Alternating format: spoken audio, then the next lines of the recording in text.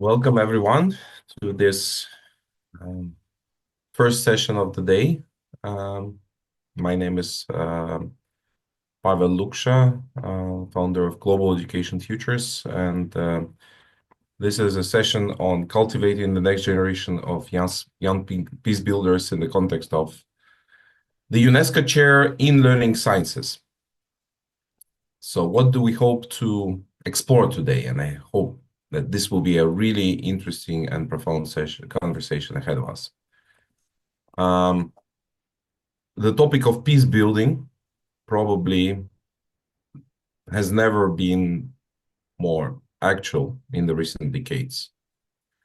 Um, in the last 2-3 years, we have seen major conflicts unfolding all over the world. Some of the old conflicts coming back. We see rapid remilitarization of many nations that prioritized peace in the last decades, and concerns that even more massive military conflicts are ahead of us. And actually, there are different ways of measure how many conflicts are there in the world. But all of the NGOs that track this number agree that it has been growing. So this is no wonder that when young generation is asked about the biggest concerns, their biggest worries, they say that peace is one of the top concerns for them, to have peaceful futures. And in our own research, we also deeply agree with the idea that actually in this present situation, in the context when not only technologies such as AI are becoming more powerful, exponentially more powerful, but also military technologies are becoming exponentially more powerful, there will be some kind of elevated risk that if this track continues without any dramatic changes in culture, in forms of relationship, we are on a very, very serious, dangerous path, and that, as Buckminster Fuller expressed this idea already several decades ago, either wars are obsolete or humans are. So we need to find ways to transform human culture, and we need to find ways to empower young generation to be not warmongers, but builders of peace, and empowered to do so now and not in the future. And today we have a panel of speakers that are, I would use the military term front lines. It's not really front lines. I think it's more like the space where this transformation is happening. And we'll talk about what kind of practices, what kind of learning methodologies allow us to create true profound impact on the next generation, so that more people can step into this dome to become peace builders themselves, engage others, and carry the message of the peace, the positive peace, the peaceful futures is possible. And we will explore this through different presentation. So I will introduce our speaker panel as they will be speaking, and I'll invite people to present their stories, but we'll also be able to interact between us and keep on exploring this question. What kind of learning methodologies help us to amplify impact so that more dialogue, more ability to conflict resolution spreads in the society? And the first speaker I would like to invite is the person who I believe is probably one of very influential figures in the world of peace building, Hillary Kremen from Cambridge. Hillary, I keep on meeting your students in different parts of the world, and it's absolutely amazing to see the footprint, so to say, of your research, your approaches, and the idea of positive peace has been central to your practice, and you created a very comprehensive framework that helps to teach peace building skills and bring and engage teachers. Um, so, from your perspective, what are those methodologies that you have seen over years of work are the most impactful, the most useful ones? Welcome. Thank you, Pavel, for that wonderful introduction. Can you hear me okay? Yeah, fantastic. Um, Thank you so much for inviting me. It's so exciting to be here with so many young people from all over the world and the people who support them. And the first thing I'm going to say is that I'm going to be really peaceful and not go over the 7 minutes. So if I do, please will you let me know? So, the methodologies that I've used for many, many years are circle pedagogy, which is incredibly powerful and grounded in our deepest traditions all around the world. There's a huge power in the circle. Also, peer mediation, so supporting young people to learn how to resolve their own disputes in the here and now. Because if we can learn effective conflict resolution skills as young people, we take those forward into our families, into our homes, into our workplaces, and out into the world. Restorative approaches where harm has been done. So for adults to speak with young people and adults in ways that address the harm that's been done and that enable people to make right and to rebuild communities after harm has been done. Um, and a general curriculum in schools of consultation and empowerment and involving young people in thinking about what it is to um, educate. I have to say, unfortunately, that I believe that schools are pretty structurally and culturally violent places. And I've recently written a book called Rewilding Education that will be out halfway through 2025. And in this book, I say that schools, as they currently stand, may be unfortunately beyond redemption, and that we have to radically rethink what it is to educate. So many schools, well, schools around the world are modelled around the military with uniforms, standing in line, unquestioningly obeying authority. The curriculum valorizes war and conflict and doesn't talk sufficiently about the great peacemakers and peace builders throughout history. Um, it's modelled on the factory with young people going through school in batches and seen as products. Education has become commodified. It's like cash. Exams are cash that you then use to purchase ongoing education systems. And it's modelled on the prison with young people who have done nothing wrong, required to be in a particular place by law at a particular time with fences and bells and CCTV everywhere. This is not a good start in life for our young people. So, how do we address that? As Johan Galtung has taught us, we focus on peacekeeping, peacemaking, and peace building in order to achieve positive peace. So, too many schools focus on peacekeeping through the methods that I've just identified. And whilst we need safety and security for our young people, we need to transition more in schools towards peacemaking and peace building. And we do that with the youngest children by using circle pedagogies for people to feel safe and secure and included and a sense of happiness and belonging.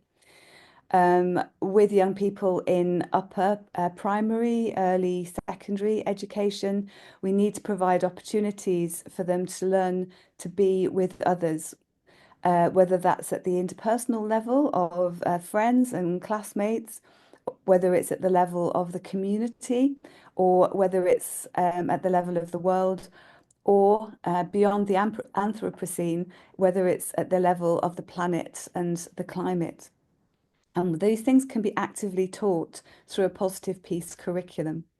When it comes to the older students in our schools and even into university level, we need our peace builders to be innovators. We need them to have had the skills and the capacities from their schooling in order to begin to really challenge what it is that we're doing in society, which is recreating war and not sufficiently focusing on peace. We can't leave these things to chance. We need our pedagogies and the way that we structure our schools to focus on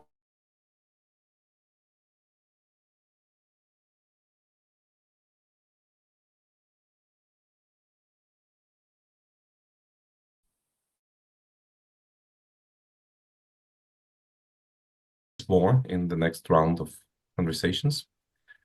I think it's a very powerful message that you start with, the idea that we need to remind ourselves that school, by its current design, is a violent place in many regards, but this dynamic can be reversed, and we can rethink our schools, reinvent our schools to serve a different purpose. And let us continue and let us explore the learning methodologies. In your case, Hilary, you emphasized the story of teachers and the story of schools. And I would like to invite our other speaker, Candice Mama from South Africa, who's currently working as independent author and educator. But Candice, for many years, you're working with young generation. Your own story as a young peace builder is absolutely amazing. And I invite you to tell it in maybe your own words. And one of the things that really interest me in your own path is that you constantly remind us that to build peace, we need to be peace. So we need to learn how to embody the qualities.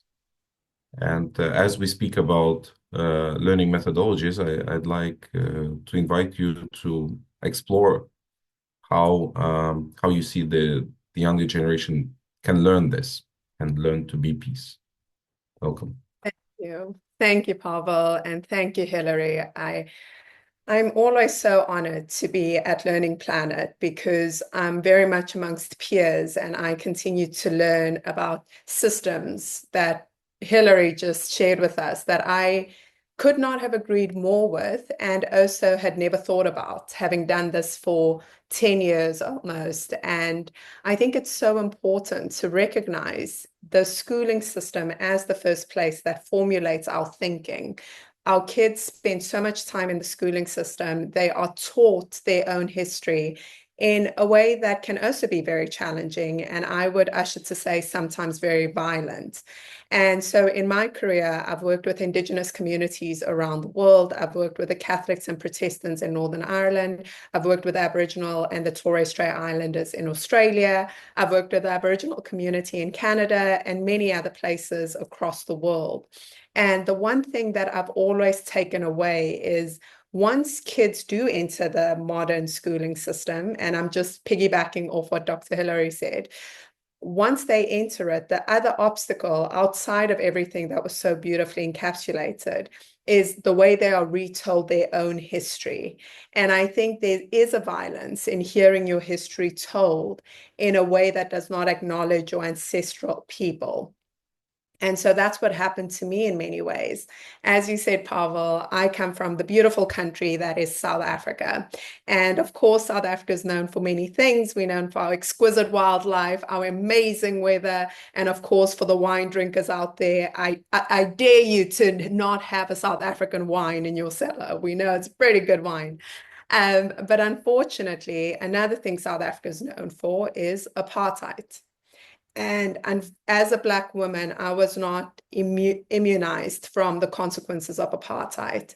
So, in short, when I was 9 months, my father was brutally murdered by an apartheid assassin by the name of Eugene de Kock. Growing up, I, of course, was in the schooling system. I didn't know much about what had happened and really how my father had been murdered. My mom tried to keep us inoculated from it. And in school, I'd hear a little bit about apartheid, but the way it was told to me, it was, oh, it was just Black people lived over there, white people lived over here, and there was not really that much to it. However, when I was 9, my mother bought a book by an author called Jock Poe. And Jock Poe's book was titled Into the Heart of Darkness, where he interrogated the death squad that had operated during apartheid. And I remember every time we'd have visitors, my mom would call me and she'd say, go get the book. And I'd run with my little 9-year-old legs. I'd get the book. I'd excitedly give it to her and she'd quickly usher me out of the room. And so I started becoming curious because every time I'd handed this book and she'd show it to guests, people would scream or they'd cry. And I started thinking, what is in this book? And so one day I sat outside the door and wanted to listen and hear what was in the book. And I heard my mom explaining that it was my dad. And at the time, I only owned about 3 or 4 pictures of my dad. And so I was really excited. And the next time this happened, I wanted to eavesdrop and hear what page people were turning to. And so I had my golden opportunity. I heard the page number, ran to my room, wrote it down. And I had to wait a few weeks when my mom would leave me home alone. And excitedly, I saw her reverse out of the driveway. I ran to the room. I grabbed the book. I sat at the edge of the bed and I started paging through the book. And now as an adult, I can look back and say that I started feeling anxious and I knew I shouldn't be doing this, but my curiosity wouldn't let me stop. And so I got to the page and what I saw was a picture of my dad's burnt body clutching a steering wheel and his eyes were protruding. My heart started to race, my eyes started to well up. I closed the book and I threw it back into the cupboard. And from the age of 9 onwards, I was a changed person. I became so depressed. I was constantly anxious. I was always scared, and I could not share what I'd done with my mother. And so fast forward, in between the ages of 9 to 24, I was hospitalized for stress. A doctor told me my body was going to kill me, but got to the age of 24 and I was alive.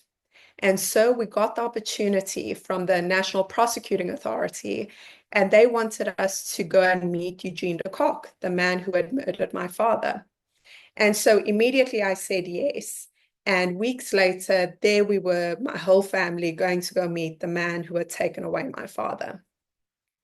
And so as we walked in, we sat down, we got briefed as to the events that were going to occur. And I happened to sit the closest to the chair that was going to be for Eugene. The priest was sitting next to me, and then my family filled up the rest of the tables, and then a psychologist and the wardens of the prison.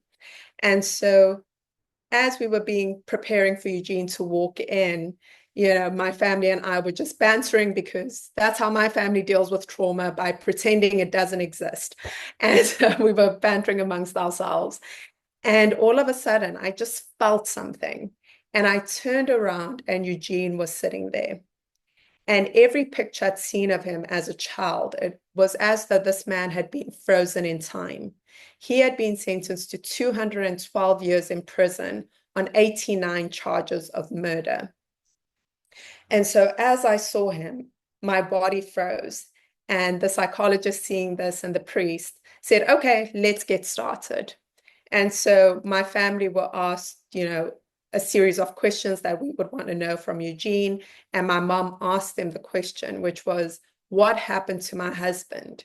Because growing up, all we ever heard about my dad was that he was a terrorist that was shot in a shootout.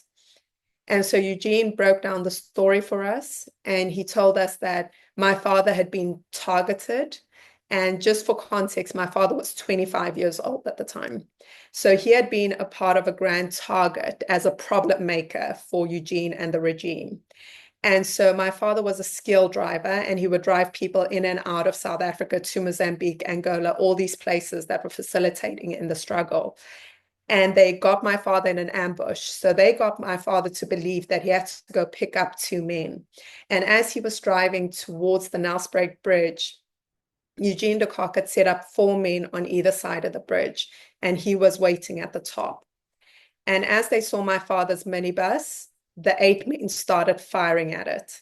Eugene, from the top of the bridge, realized that the car wasn't coming to a stop. So he ran down the bridge and he fired his whole magazine cartridge on my dad. When the car came to a stop and he still saw signs of life, he decided to douse them in fuel and set them alight. And so that was the first time we heard about exactly how my father's final moments went. And so we continued to ask Eugene questions.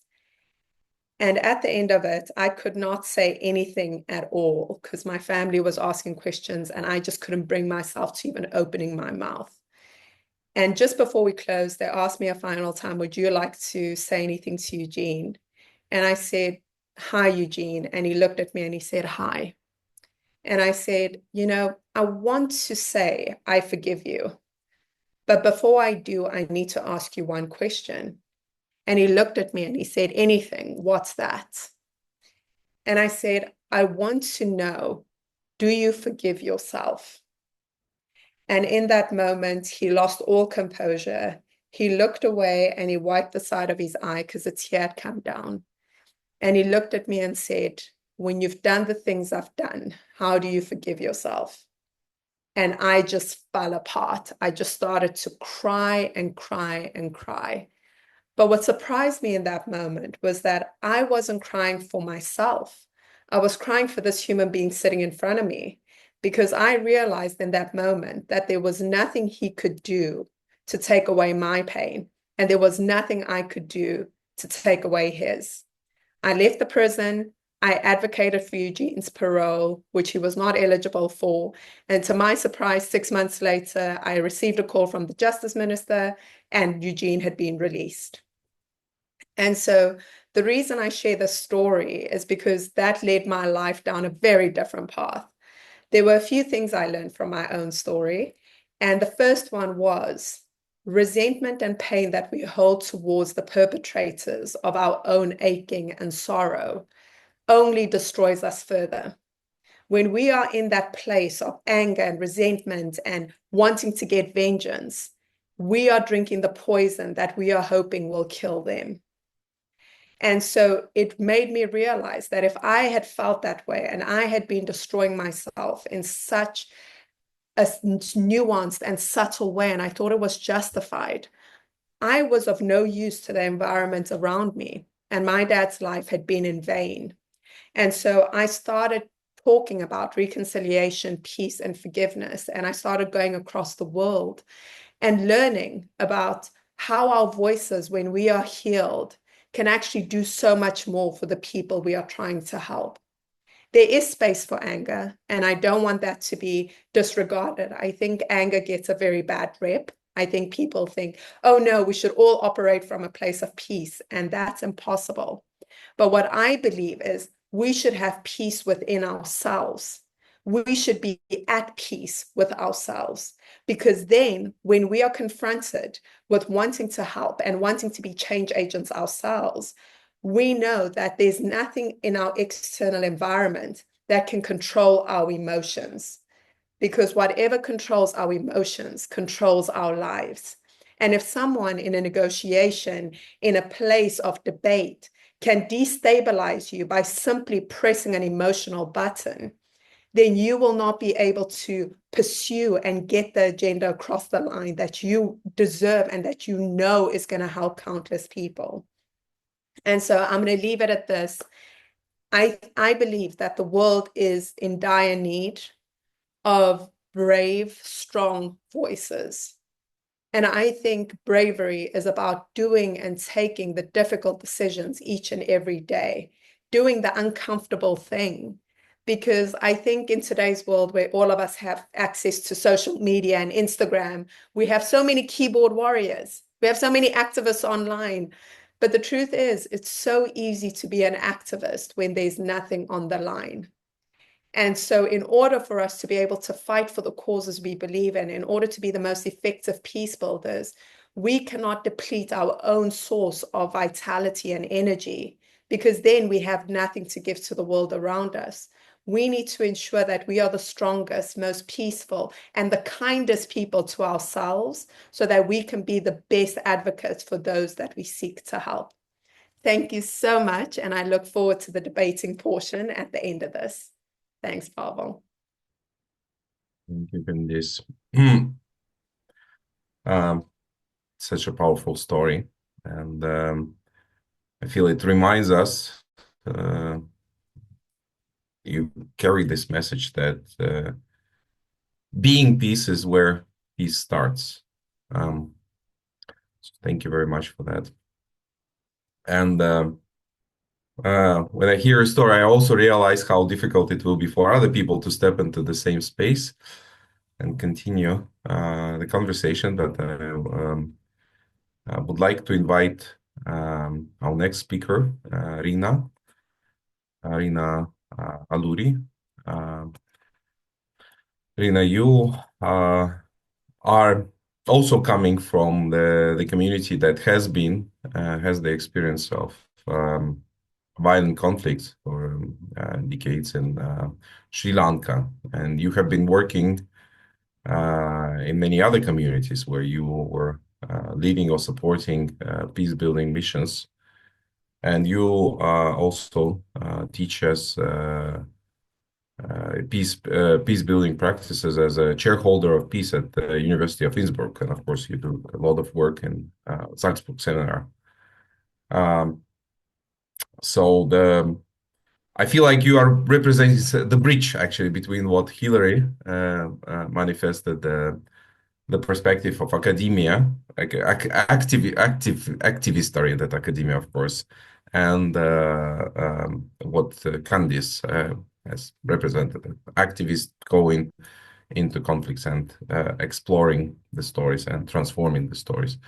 So what do you see is working, especially when you deal with conflicts, when you see this conflicts, when you aim to resolve the conflicts? What kind of methodologies, approaches you believe are the best to engage young change makers to be peace builders in the world? Yes. Does everybody hear me okay? Okay, perfect. Thank you so much to Hillary Kremen and Candice Mama for opening this incredible session.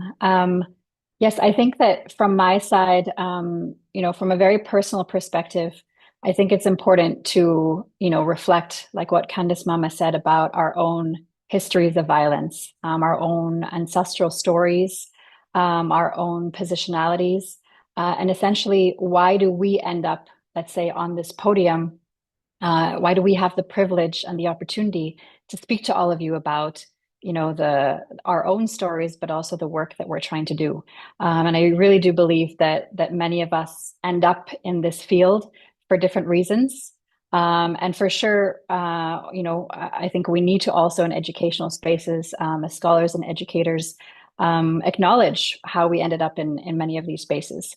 And as you mentioned, Pavel, some of us come from also conflict-affected contexts from former colonies. So myself, I'm Indian and Filipina, but grew up in West Africa and Nigeria, and then migrated to Canada. Also, as you mentioned, I had the chance to work in contexts such as Sri Lanka and other post-conflict zones. And I think that for me, one of those elements is really reflecting on, what role do we each have to play? And I think this is a beautiful space to see that there are people who end up in higher education contexts as scholars. There are peace building practitioners, activists, speakers, and facilitators. And we all need to find our way to contribute to our different pockets of peace, as I'd like to say. So what I'd like to speak about today is just a few very specific methodologies where I think that there is an opportunity to think about the role of education. So one very specific example I can share, and actually, as Pavel mentioned, I'm a fellow at Salzburg Global Seminar, and as part of a project with Asia Peace Innovators Forum. And I'm in a project with a colleague named Manjula Dissanayake, who will actually be speaking later on today. So I'm really happy. I think he's not on now, but it's like 3 a.m. in Washington. And so you'll have the chance to hear him later. But this is a project that really looks at the role of social and emotional learning in educational spaces. This can be formal and informal spaces. And so he'll speak about Sri Lanka, but we have other colleagues in the project that are working on these issues in Kenya, in South Korea, in Myanmar, in Somalia, et cetera. And what we see is that, whether it's school children, high school, or higher education, really thinking about, how can social emotional learning engage in forms of peace building in classroom and non-classroom spaces. And very often, if we're speaking about zones that have been affected by colonialism and conflict, very often, as Hilary Kremen mentioned, the classroom is not always a safe or brave space. It's not always a space where we can actually talk about histories of violence, where we can engage with issues of ethnicity, of race, of gender. And so it's really about finding, these pockets of peace that exist also in areas where freedom to speak, freedom to engage, but also freedom to heal, as Candace Mama said, a freedom to heal the violence and the oppression that many of us have experienced is not always a luxury that we can all afford. So social emotional learning for peace education is something that I think is imperative in all different learnings of educational spaces. And something that I also support is a methodology of experiential learning. So this could include working with artists, poets, performers, future thinkers, but also first responders, folks that work in first aid, folks that are also engaged in the military, folks that are really also having different perspectives of peace that we may sometimes assume are our natural allies. And so students in our master's program of Peace and Conflict Studies at the University of Innsbruck also have the chance to experience, what are different ways of peace building. So not just, your typical kind of peace building organization or your scholar, but also, yes, how are theater performers engaging in peace building? How are first responders engaging in peace building? How are poets telling the stories that need to be told? So yes, the second methodology is experiential learning in its different forms. And the third, which is very much related to my research, is decolonizing methodologies. And I mean, I know this is a term that gets thrown around all over the place now. We say it for everything. But I think actually, as educators, as scholars, as activists, as practitioners, we really need to actually unlearn the violence and oppression that we have been told, whether that has been in our schools, but also through our families, through our societies. We need to question how we speak about violence, how we look for opportunities for peace, and not just in this idealistic utopian way, but also peace is happening every day, and we need to find each of our roles in supporting it. And unfortunately, because the reality is that violence is part of so many of our lives, whether it's outright violent conflict, war, genocide, or also other invisible forms of violence that many of us are exposed to every day. So decolonizing methodologies, particularly in my line of work, really means that we have to question how we do research. We need to question how we teach. We need to question how we develop praxis. And one of the ways that I think is important, and I think this platform is so important in that mirroring, is working actually with other actors. So as I mentioned, whether it's through a curriculum or a course, but also in projects. So we have a number of capacity building and exchange projects where we have the chance to work also with other actors, whether they're NGOs, activists, businesses, etc. And for me, the most important element of decolonizing, as also Candace Mama mentioned, is really, how do those of us whose ancestors and families have been affected by coloniality, by violence, by oppression, how can we use education as a tool to discover and tell our stories that have not yet been told? So I think this is really an essential part of decolonizing also ourselves and our praxis. Thank you so much. Thank you. And maybe if you can explore later, there is an invitation from Vlad Sakovic on this call also to share some specific examples of things to be questioned and how you been questioning them. So maybe that can be explored in the second round. Irina, thank you.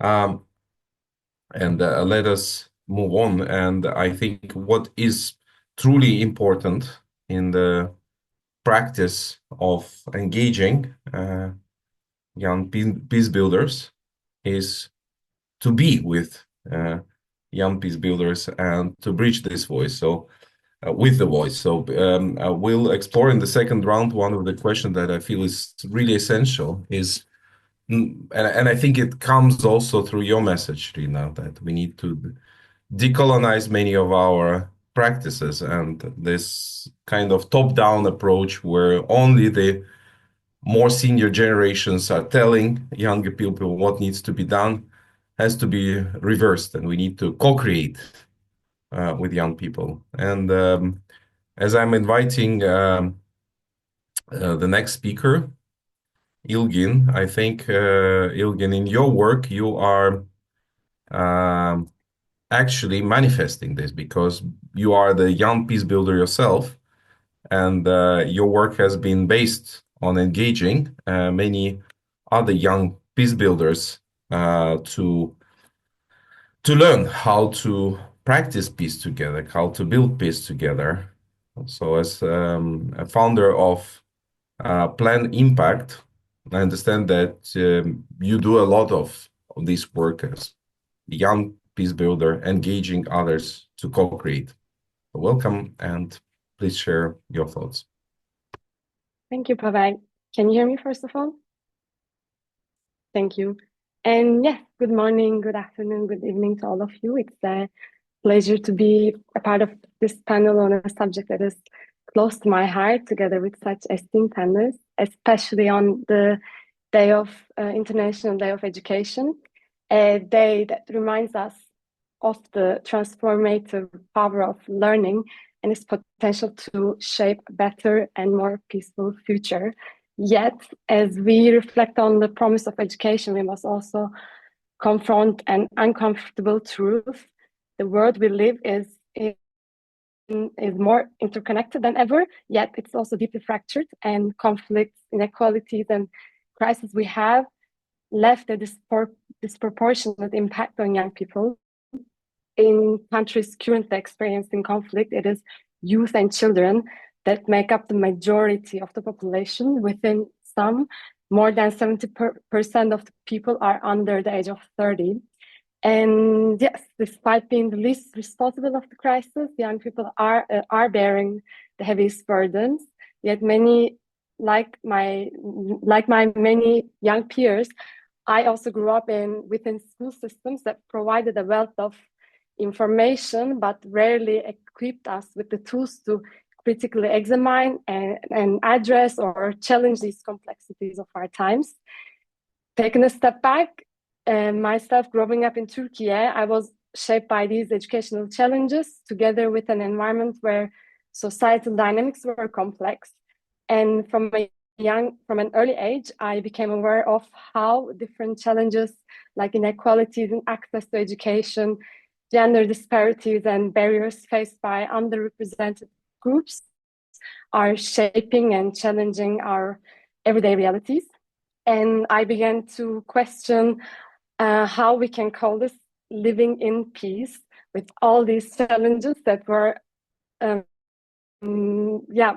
coupled with even growing inequalities, growing mis and disinformation, and struggles around, for instance, freedom of speech that, from my perspective, not only perpetuated division, but also silenced voices and limited opportunities for people, for young people to reach their potential.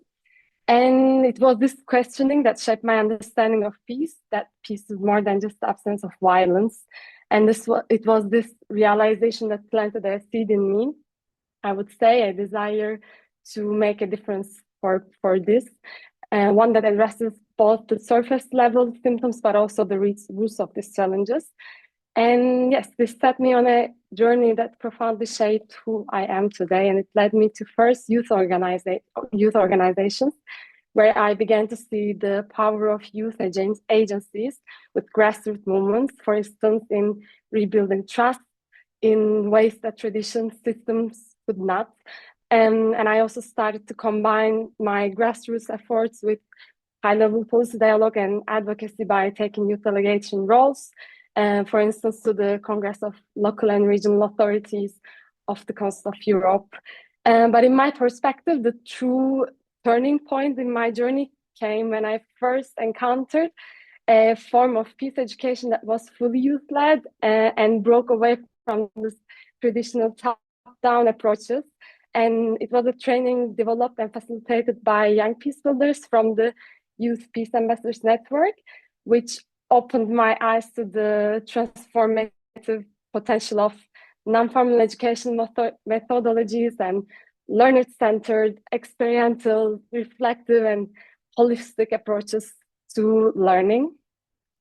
And for the first time, I wasn't just receiving information, I was gaining skills and values and attitudes to act as an agent of change.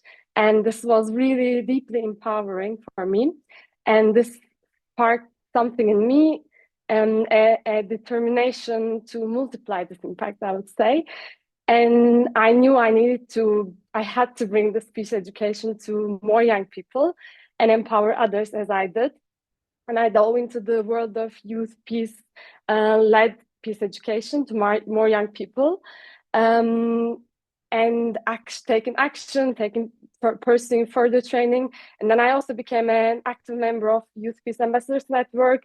Now I'm also in the board of the network. And eventually this ended up with co-founding a youth-led organization myself.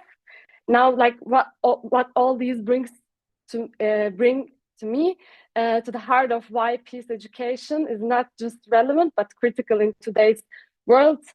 We live in a time where it is marked by intersecting challenges, from climate change to mis and disinformation, and we have the highest amount of the armed conflicts since the World War II. And of course, they reinforce and amplify each other and creates a complex web of challenges that require our collective action. And while peace education is not a cure to all solution to conflict, it is a powerful tool of empowerment and enablement, and it has never been more urgent. And when I speak of peace education, then I'm not referring to frameworks confined to imparting theories. I mean, then holistic, multidisciplinary, experiential, and transformative approaches, and inclusive, safe, and brave learning spaces that empower individuals, young learners, to not only just navigate conflicts, but actively transform conditions to enable peace in different levels. And as many also mentioned, traditional educational methodologies in many countries worldwide still prioritizes top-down knowledge dissemination, and standardized curricula that fails to reflect the lived realities of young people. In contrast, the world is changing at a pace that demands critical thinking, competence-based curricula that also include development of attitudes and skills. And these are, I believe, qualities that also youth-led initiatives and not, together with non-formal education and methodologies bring. And yet, a clear gap remains. If I just mention three of them, one is despite the remarkable work done by youth-led organizations and initiatives, their contributions often go unrecognized or underfunded. Two is instead of mutually reinforcing elements of a life learning process, like together with formal, non-formal and informal education are often prioritized separately. And three, young people find themselves at the center, bearing the heaviest burden of today's challenges, yet staying on the periphery of solutions. And therefore, I want to say, when we envision the future, the question is not just how we educate and what methodologies we use, but also who shapes the education. And young people must not only be participants, but if we really want to achieve the SDG 4, if we really want to achieve positive peace, young people themselves also have to be co-creators and strategists in this process. And so as we stand here today, I want to invite each of you to reflect on this shared responsibility. You have a role to play in shaping a future where peace education begins with listening to youth, investing in their leadership and contributions, investing in active, meaningful, and systematic participation of young people, in intergenerational collaboration, and creating spaces and opportunities where their ideas can thrive, because youth are not only the leaders of tomorrow, but also the leaders and change makers of today. And yes, so let's not wait for change to happen. Let's build it together. Thank you.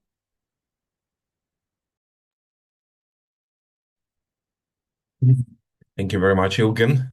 And I think you carry to all of us a very powerful message that we would like to explore in the second round of discussion, that youth cannot be just recipients of frameworks, methodologies, curriculum.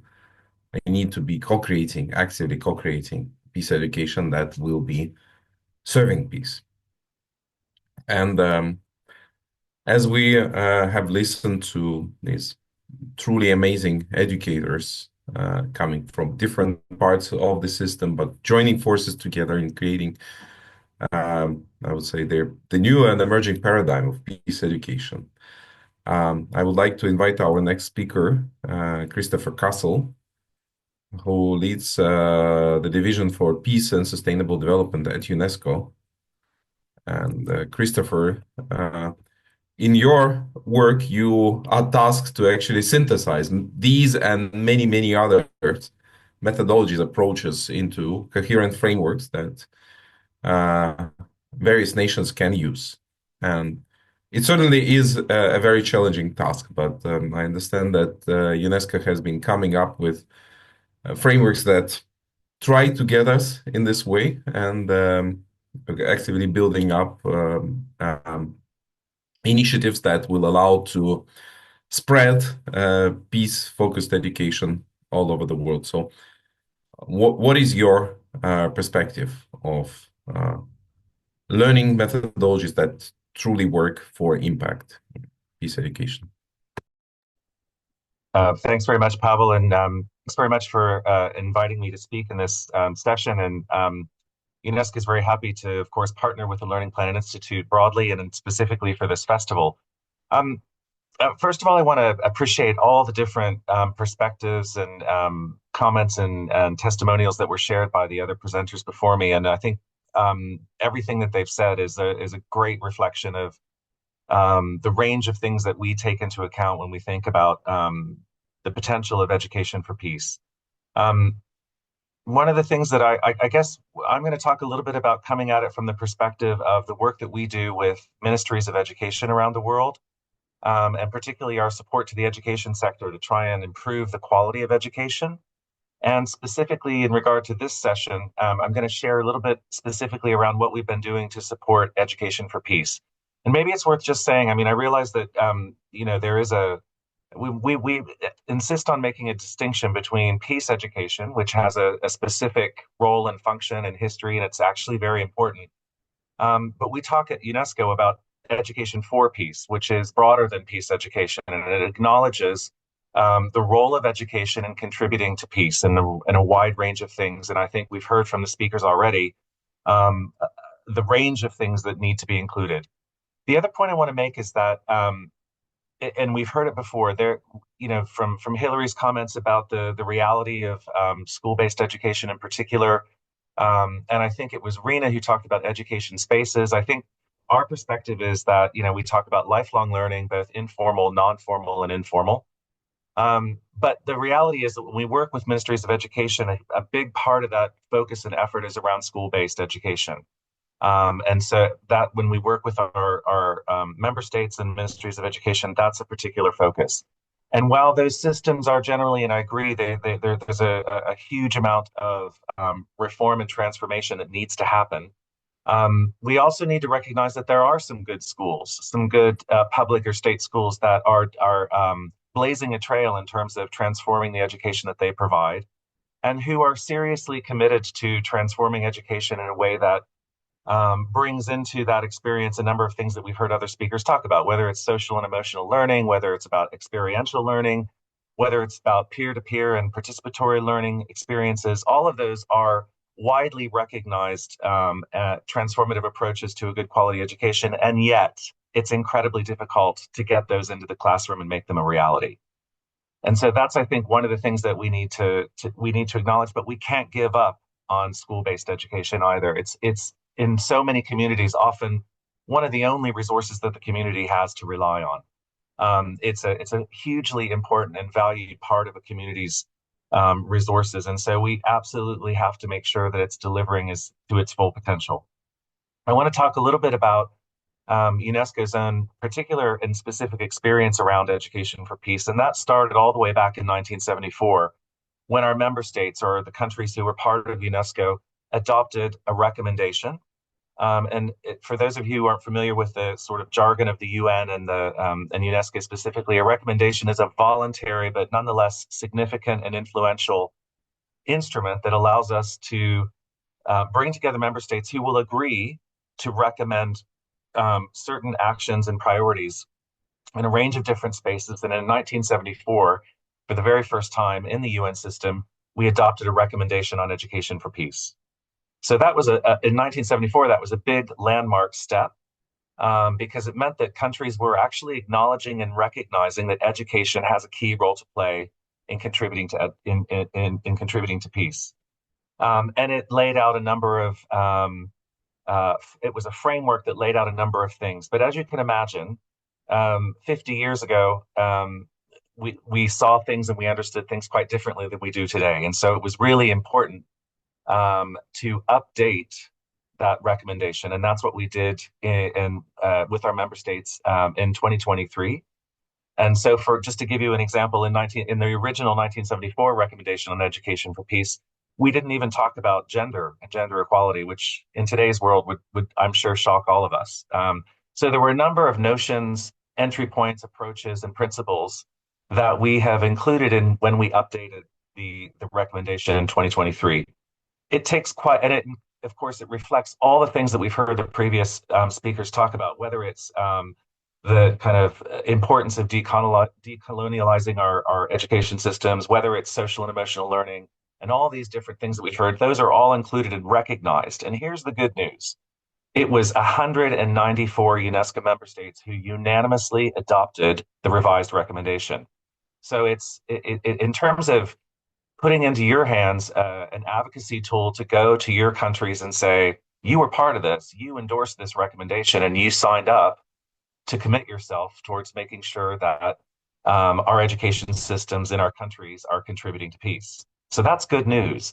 And it talks beyond just that lofty goal, it talks about the way to do that. And it walks us through the different opportunities that we have and the tools that we have to make that a reality. I also kind of want to underscore and really appreciate the comments that have come up already about positive peace, because I think that's also a big change from 1974 to 2023 when we revised the recommendation that countries agreed to, in the sense that countries have also acknowledged that peace is more than just the absence of war, violence, and conflict. And it acknowledges the incredibly powerful and important role that education can play in preventing the conditions that allow for violence, war, and conflict to happen. And that includes important notions and concepts like even just making sure that schools themselves are a model that represents a peaceful learning environment that's safe, happy, and inclusive. And so I think those are also, critically important characteristics that they sound great. They're not necessarily easy to implement in practice. And we are up against decades of practice that often doesn't sort of favor that type of approach in education. But we have something to work with now and a key reference. And countries every 4 years now are required to report on their progress towards transforming their education systems to contribute to peace. All of us have mentioned the fact that education, can play a key role in helping to achieve various things. And this one specifically reminds us and reminds countries and ministries of education specifically and others in the education sector that one of the most important roles that education can play is to contribute towards peace, whether it's, again, the preventive function of addressing the conditions that can allow for unpeaceful environments to occur and ultimately conflicts to happen. And when we talk about, and so many people have acknowledged it, we live in a world today where there's so much conflict, violence, and crises that we have to ask ourselves, how effective was that, the efforts in the last couple of decades, and why do we find ourselves in this space? And I think many people feel that it's because we have perhaps not been serious and intentional enough about education's contribution to peace. As you know, there's often sometimes a debate about the role of education. Some people feel that foundational education, with just a focus on, basics like literacy and mathematics and, those sort of core aspects of education are really the only thing that matters. But the good news is that plenty of people recognize that we have to expect more from education than just that. And they recognize that education plays a critical role in contributing to the conditions of peace. And so that applies not only in countries where we see conflict, but it applies across the world in all countries where we want to make sure that we prevent conditions from deteriorating to a point where we even find ourselves on the verge of a conflict or violence. So, Pavel, I have just two quick slides I wanted to show briefly, if we can put those up, that refer to the recommendation. And one of them is just really if you go back to the previous slide, yes, so these are the 10 guiding principles for transformative education that were included in the recommendation, the revised recommendation in 2023. And I'm not going to read them out, but I think if you look across this, you would see that already so many of our speakers have pretty much covered almost all of these in terms of what's critically important, whether it's, the participatory approaches to education, whether it's that it's important that they're human rights based, that we promote co-creation of knowledge, and the engagement of young people is more than just beneficiaries of education, but really take an active role in the education that they deserve. To the lifelong and continuous and transformative aspects that we've talked about. And then on the next slide, just to kind of again, I've been talking about the recommendation, and I don't assume that all of you are familiar with it necessarily. But here's a QR code, which will take you to our webpage where you can read about the recommendation itself. It's a bit heavy in terms of the UN text. So we've also at UNESCO created what we call an explainer, which is like a brochure that it's just a couple of pages that walks you through, why is this recommendation important? What does it contain? Why should I care about it? And how can I use it? Thanks very much.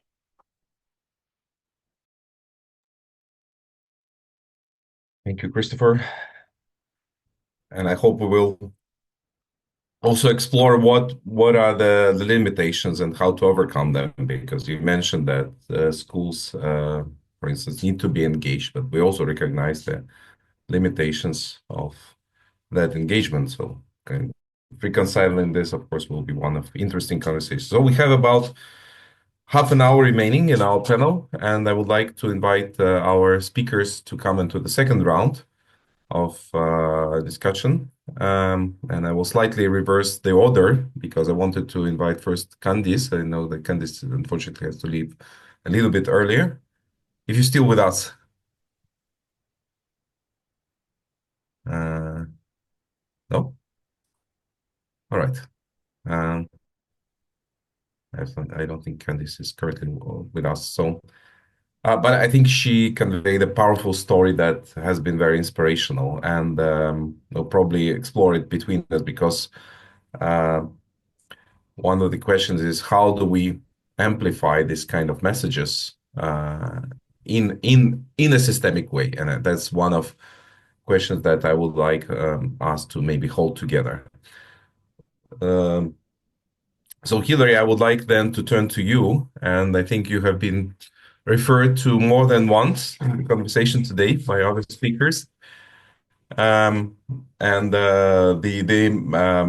your emphasis on how school is modeled after the systems that convey violence, including military and the prison, I think carries a very powerful message for all of us. Um, and I, Christopher also mentioned that there is this tension, let's say, between the objectives of current school system and what potential they hold to be conveyors of peace, in a way, or conduits of peace. Um, so, how in your own work do you see, first of all, this tension manifesting, and how do you see it reconciling? Because, of course, as you have emphasized, school education also prioritizes so-called patriotic or patriotism-focused education, and military victories and military practice have been an important part of patriotic education in the last several hundred years. So how do you see this tension resolved? Because national curriculums will stay. You know, our education at the moment is nation focused. Nations prioritize this. So how can we encourage them to be more peace focused while recognizing that they will also have to comply with national standards? Thank you. I think I want to start by just saying how bad things are. It's not a positive message. I will come on to some positive responses afterwards, but business as usual is not tenable. And if we continue to educate as we have been doing, we won't be able to create a just and sustainable or even viable future for either ourselves or for other species that we share the planet with. So the way that schools are set up or were set up after the Second World War, because universal secondary education really is only really goes back to after the Second World War. It's a bankrupt notion. It doesn't anymore do what we need education to do in the world. We had a lot of growth after the Second World War. There was an increase in marketization. We've had a period of incredible growth, but that was never going to be continuous. It was a feature of the period in history that we were in. And so we need to radically rethink what it is to educate in the 21st century. And if we don't, I'm afraid, either we will make these changes in strategic and mindful and consistent ways, or else we will be facing collapse on all sorts of different levels as we engage with the omni crises of climate emergency, of migration, of nuclear threat, of geopolitics, and so on. Pandemics. We are now at a stage where we have to rethink education. So I'm going to say what my radical proposal is, and then come back to what we do for now, because schools aren't going anywhere anytime soon. So my radical proposal is that instead of statutory schooling from usually ages of 4 or 5 to 18, we think about education throughout the life course, and that from the age of 12, that young people have choices for how they engage with education. I was really interested that Ilgin was talking about the non-formal education sector. And I actually think we need to scale up the benefits that we get through the non-formal sector into the education system. So particularly from the age of 12, I'd like young people to have the opportunity to engage with education hubs, which might be education colleges that are available right the way throughout the life course, free and open to all, and that these would offer a range of different education opportunities. I'd like to think that teachers would be stimulators of learning, capturers of learning, enablers of learning, but that a lot of that learning can happen in authentic and experiential and real world environments. So learning can happen in museums, in libraries, in science laboratories, out in the community.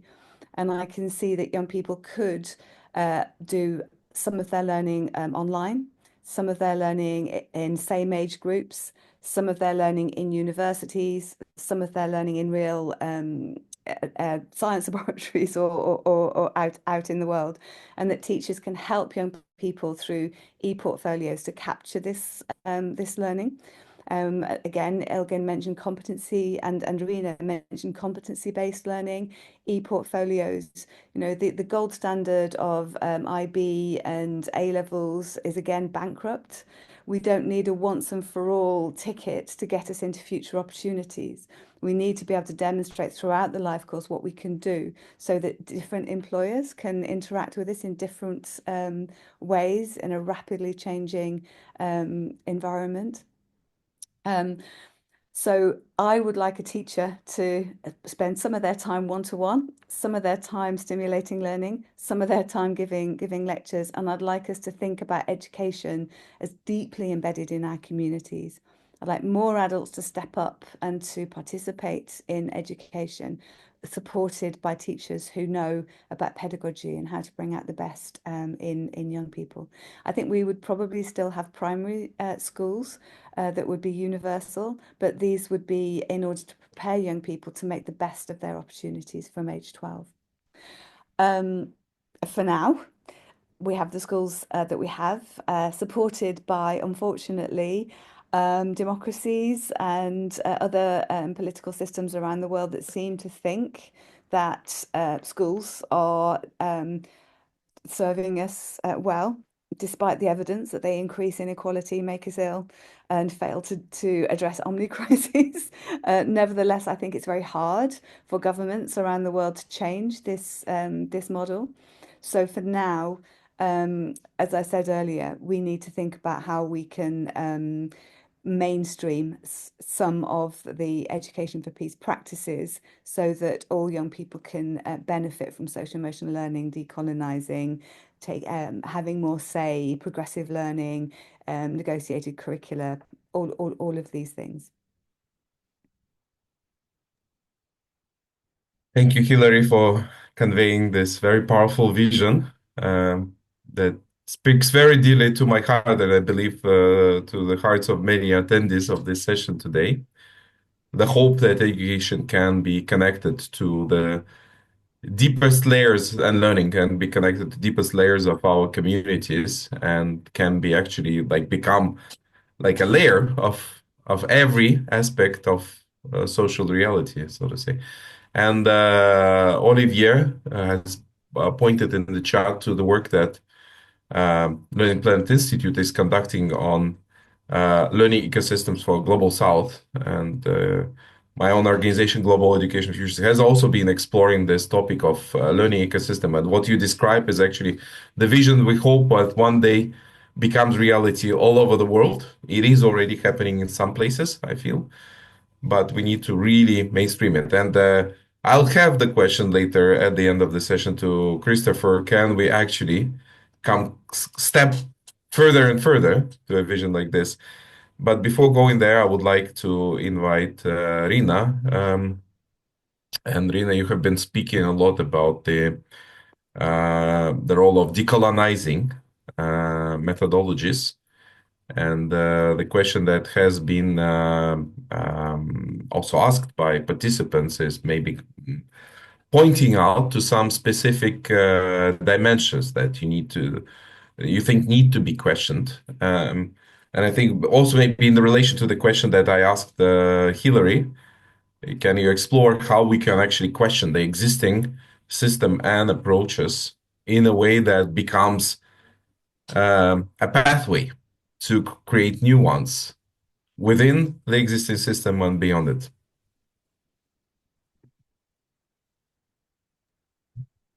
Yes, thank you so much also to the question in the chat in relation to this. I think that it is useful to break down, what do we mean when we speak about decolonizing?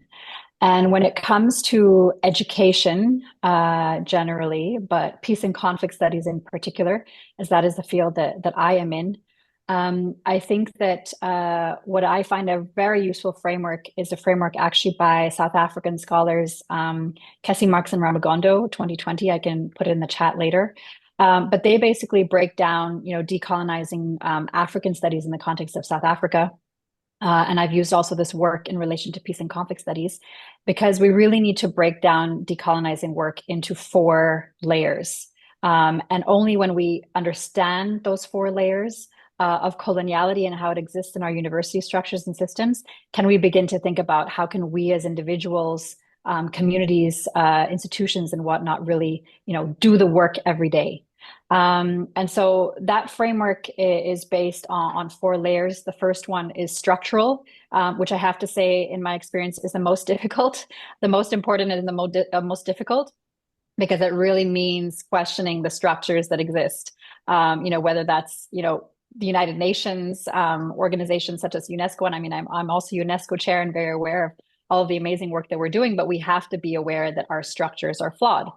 We have to be aware that the structures that we have created since the end of World War II, many of them were created out of fear of violence. Many of them were created out of fear of war. And so many of them have evolved and developed over time and innovated and re-innovated. And others have stayed the same and not been able to adapt to the new kinds of wars and violence and genocide that we're confronted with today. So we need to question our structures. And if I'm looking at, my own structures, whether it's a university or I worked with also NGOs for a long time, we need to question, who is benefiting from those structures, who are in the positions of power, but also how can we ensure that the positions of power are decentered, and that other perspectives and voices and forms of engagement are also recentered and uplifted. But I have to say the structural, also just within the context of the university, not even thinking about structures of the world, is so challenging because those are so cemented in stone, literally and physically. So how do we begin to de-center and in some ways, recover what is underneath those cement structures. And so structural is one of the biggest issues. And also as someone in a position of power, I need to question how I am part of those systems. And I am benefiting as, having privilege to be in spaces like this, privileges to have a voice, but whose voices are not being heard in the contrary. And it also means financially, right? Whose bills are we paying? Who is financially benefiting from those systems? Who is able to access projects? Who is able to access scholarship and funding, et cetera? So also for our students, folks from Global South or conflict-affected contexts, our systems are flawed in the way that we offer scholarships and the way that we can support them. And we need to be aware that they are flawed and we are part of the problem before we can begin to even start to change them.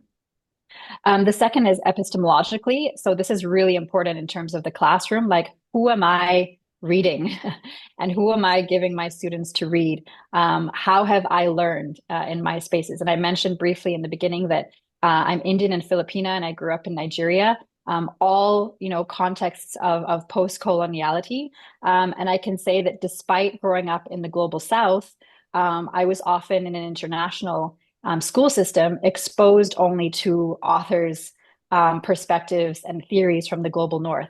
So we have to also question that, why in the context of Nigeria was I not reading Chinua Achebe, Wole Soyinka, Chimamanda Ngozi Adichie? Why did I have to become an adult to discover that all of those voices were there all along and nobody handed me the book?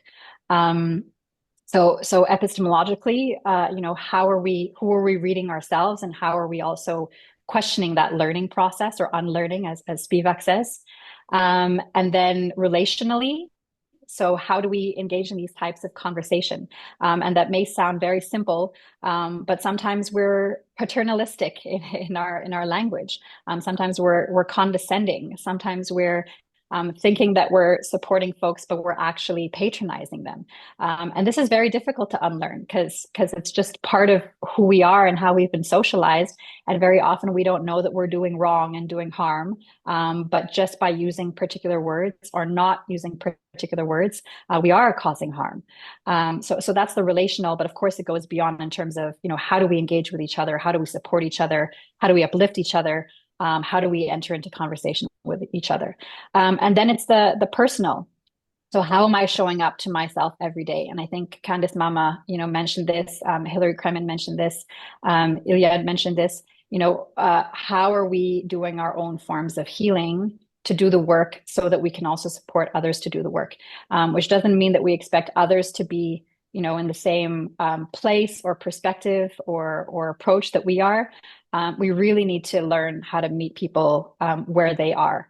And find ways to have conversation that doesn't mean also converting folk. And I think that this is really important when we speak about peace education, because on one side, it's an opportunity, but it's also not, the only tool we have.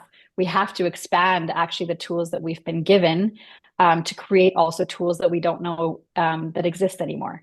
So just to answer that question of decolonizing work, for me, it helps to break it down into those 4 layers that has been done by scholars before me and practitioners and activists before me, because then I can make it tangible. I can see what I'm doing daily, see how I'm failing and flailing, but also see where there's kind of opportunities for change within of course, my own circle of influence, because we have to be aware of our limitations and where we have opportunities of influence, but also where we have no direct engagement or impact on certain issues, and we need to pave the way for others to step forward. So I hope that answers your question. And maybe just one last point. I think, we're speaking about education for peace, peace for education, but I think we also need to directly talk about those in conflict zones, right?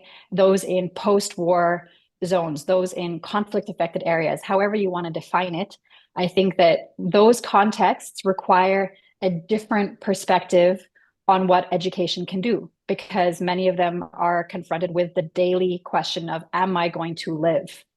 So education there can still have a role and should still have a role. And very often, as we see in places like Afghanistan, that's or Pakistan, that has been historically, an opportunity to continue and to branch out from conflict zones or whatnot. But we have projects with folks in Palestine, in Ukraine, and many other conflict-affected contexts. And we need to know that there are limitations that we need to be aware of if folks are fearing their lives, and if institutions and education systems are being targeted directly and bombed, and kids need to go to school in bunkers maybe for 30 minutes of a day. So really, I think we need to also address this aspect of, peace building, education for peace, peace education in context where that is also allowed, where we have the freedom to speak and not be censored and be able to engage in these processes, and other contexts where, daily life is the most important thing to deal with. Thank you, Rina, for bringing this very important message to all of us. And I also think how education actually in the situation of people directly affected by conflicts can serve a kind of a space of hope and a space of stability in this very turbulent situation, and how it can actually help people ground, create perspective for the future while probably they're living through some of the darkest time of their personal life. Um, and with your mentioning the relational aspect of decolonization, I also feel that it carries across many layers of our society and not only in decolonizing aspect. And we do indeed paternalize people, and younger people experience that this is the case, uh, whether in societies that had colonial past or the ones that, let's say, had other paths of history. Ilgin, turning to you, there was a lot of appreciation for your words in the chat. And Ima, for example, expressed how as a teenager she really resonated with your position of the need to engage young people as co-designers of educational systems. And I would like to point out that later in the day, during the Plan Festival, there will be an announcement of the winners of Youth Design Challenge of the Learning Planet Institute. So it's an opportunity to connect with some of the brilliant thinking and practice coming from younger generation. But I would like to turn to you with the question, how can we make sure that young people are increasingly positioned as active co-designers and facilitators, especially of education, peace education, education for peace, also maybe in the context that Rina was talking about the situation, conflict affected zones. So what are your thoughts? How can we do a better job, let's say, as educators?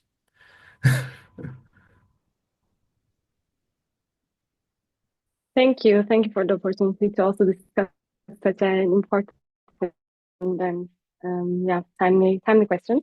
In my opinion, positioning youth, young people as co-designers and facilitators of peace education programs starts with adopting a whole society approach, because if we want to achieve positive true peace, we need to harness the creativity, energy, and lived experience of young people while embedding them as equal stakeholders in the processes. And I could maybe summarize how I think this can accomplish in 4 dimensions. I mean, of course, there are many other dimensions. I was trying to take note, but to give 4 dimensions. One dimension at the heart would be a participatory ecosystem that I was also mentioning earlier, because to prepare young people for addressing complex challenges, especially in different zones, conflict-affected zones, yes, education systems need to reflect their lived realities and diverse identities. And for education to reflect their realities, young people must themselves be a part of designing the curricula, these spaces, embrace their perspectives, histories, and cultural narratives. And this approach does more than just involving youth. Then it's also coming to it decolonizes learning spaces, I think, with their inputs, and creates context-specific content that also resonates with participants' needs, and also empower them to lead a change as well. But this requires that young people should not be tokenistically consulted, but actively, systematically, and meaningfully participate in shaping policy decision-making processes in education. But meaningful participation is not only about having the right to raise an opinion, but also the processes, about the processes, and it should be about having the means, the space, the opportunity, and where necessary, the support to not only to engage, in activities, but also influence decisions. And from this second dimension for me would be around building ecosystems of international dialogue and partnerships. However, such efforts also are not without challenges. Youth-led organizations, for instance, often face barriers, like I said, societal perceptions that undervalue youth leadership to be involved in such ecosystems. But collaboration works best when it's inclusive and intergenerational. I think, for instance, the Global Compact on Women, Peace, Security, and Humanitarian Action is a prime example of a successful initiative that emphasized collective action across generations and bringing out impactful outcomes. And such models demonstrate this powerful potential of partnerships that values diverse perspectives. And it brings me to the third dimension, that is repeating but investing in grassroots youth-led initiatives. Grassroots and youth-led initiatives. Too often young people's work is not only undervalued, but also underfunded, despite their proven ability to mobilize communities, drive transformative change from the grassroots, especially when it comes to conflict-affected zones. Young people are maybe one of the first groups that youth-led organizations are one of the first groups that young people are touching. But most youth-led organizations operate on a volunteer basis, actually, with 97% of their staff being volunteers, according to the data from UNO. So sustainable and long-term funding is a must. And also introducing frameworks like the youth marker to track these funding allocations would be a must to ensure accountability and transparency. And if I may share an example also where maybe youth leadership significantly enhanced program outcomes, I want to emphasize again the transformative impact of youth leadership with non-formal education and peace education initiatives. In my experience, youth leading each step as active co-designers and facilitators of all the steps of the project have been bringing impactful and sustainable examples and outcomes. And I want to give one example of Youth Peace Ambassadors Network being recognized by the Shalom Prize from the University of Eichstätt-Ingolstadt for the work that in advancing peace and justice through education and advocacy. And all of the initiatives we have been doing are fully youth-led. But beyond non-formal education, I want to also give the example of Youth Declaration to the Transformation Education Summit, which stands for me as a shining case of youth leadership when invested, not only influenced, but evaluated the impact of this initiative.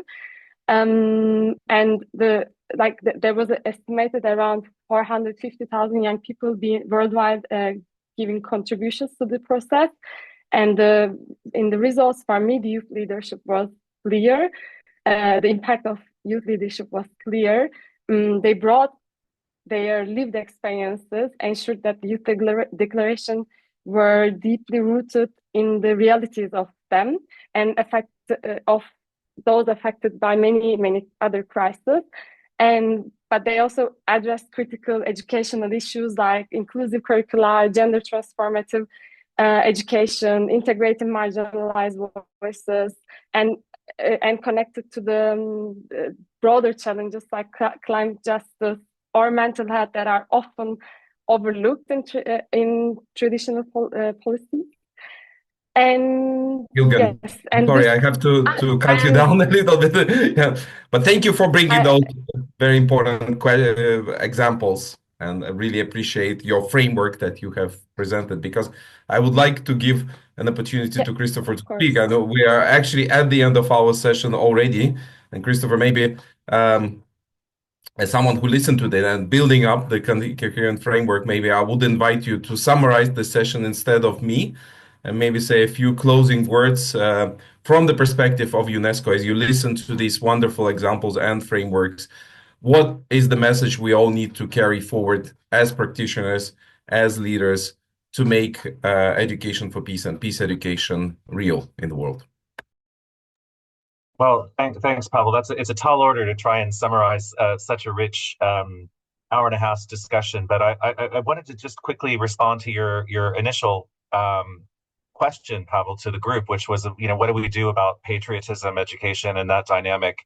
And I just wanted to mention that one of the things that we're seeing as an opportunity to respond to that is global citizenship education. And I think many of us are aware that in a lot of countries, there's a decades-long tradition of, building civics classes, civics education to kind of create, strong a sense of strong national patriotism. And I think the introduction of a global citizenship education framework is actually really helpful in terms of broadening out the mindset and the thinking of learners to go beyond national borders. And of course, so many of the challenges that we have in the 20th century, whether it's climate change, conflict, war, natural disaster, many other things, goes beyond borders. And so I think bringing in that element is a really helpful concept. And we just at UNESCO were requested by Sierra Leone to work with them to introduce a whole new civics curriculum in the country in a post-conflict context. And I think what we've seen as a result of that collaboration is a really good specific response to that context and working with them. And it includes so many of the things that we've heard and talked about in the session, including Sierra Leone's insistence on addressing its colonial past and its violent recent past, et cetera. So there are a lot of opportunities. I really want to appreciate Ilgen's reference to the Transforming Education Summit, which really does include so many of the things that we've also discussed and heard in today's session. So I'm not going to repeat all of those, but I think many of the notions that we've heard also came up in the Transforming Education Summit. My own perspective, and I think that of UNESCO, is that we have a lot of tools and ideas and frameworks available to us that this session has also brought out. We just need to put them into practice. I think we know what the problems are. That's the diagnosis of the problem is always the easy part. It's how we get from that to practical solutions that are going to advance and achieve progress, I think, that is more challenging. And then maybe just a final quick note, because I want to appreciate the points about the value of educational spaces, including outside the classroom, and how important those are. And last year, UNESCO adopted a new culture and arts education framework that exactly tries to bring to the fore the value of culture and arts in education and different learning spaces. And if you haven't seen that new framework, I think it's definitely worth looking at to see the potential, including an education that's a lot more inclusive than the reality that we often see. So again, just a great appreciation to all the presentations, all the wonderful points that were brought out, and a reminder of how incredibly challenging this space is and how much work needs to be done. Thanks a lot. Thank you very much, Christopher, and thank you to all the participants of the panel today and all the participants that have been listening, putting your questions in the chat, appreciating, questioning what has been expressed today. Indeed, like Christopher pointed out, we need to put these ideas into practice. So today, we will have two more conversations happening later in the day. One of them starts in just half an hour from now on practices for peaceful futures. So we will explore some of these powerful practices from different parts of the world. And together with Learning Planet Institute, we are building an atlas of practices for peaceful futures. So I hope that we will learn a lot also from communities that UNESCO has been cultivating for decades. Thank you again, everyone. I think there have been very powerful messages, a lot of inspiration, I hope, for those who are involved in education for peace and peace education. And let's continue this conversation. This is not the end. This is just not the beginning also. Something that needs to carry on and be amplified. And thank you all of you who make it all real. So see you in next sessions. To be continued. A huge thank you to all the speakers. Thank you, Pavel. Fantastic time. Very important.